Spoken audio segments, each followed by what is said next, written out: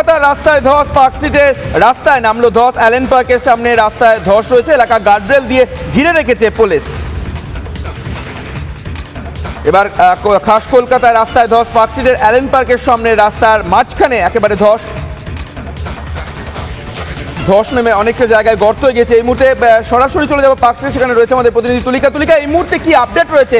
গতকাল রাত 9টার সময় যে ধস নেমেছিল এবং আজকে সকাল হতেই কলকাতা পুরসভার পক্ষ থেকে সেই ধস মেরামতির কাজ চালানো হচ্ছে এবং তুমি দেখতে পাচ্ছ এই মুহূর্তে জেসিবি দিয়ে গোটা যে ধসের যে আশেপাশের যে অংশ রয়েছে সেই অংশ খুঁড়ে ফেলা হয়েছে এবং তারপরেই এখানে যে প্রসেস চালানো হচ্ছে, অর্থাৎ কাঠের পাটাতন দিয়ে বা তারপরে যে মেরামতির যে প্রসেস, সেই প্রসেস চালানো হচ্ছে। এবং সকালে যে আমরা যে ছবি দেখিয়েছিলাম, যেখানে প্রায় বা ওপরের যে যদি রেডিয়েটার বলা যায় তাহলে প্রায় 3 মিটার রেডিয়েটার এবং ভিতরের যদি অংশ আমরা ধরি প্রায় 12 মিটারের রেডিয়েটারে কার্যত ধস নেমেছিল গতকাল রাতে। এবং যেহেতু গতকাল শনিবার ছিল, রাত 9টার সময় এই ঘটনা ঘটেছিল, গাড়ির সংখ্যা অনেক কম ছিল, সে কারণে বড় সড় দুর্ঘটনা এড়ানো সম্ভব হয়েছে।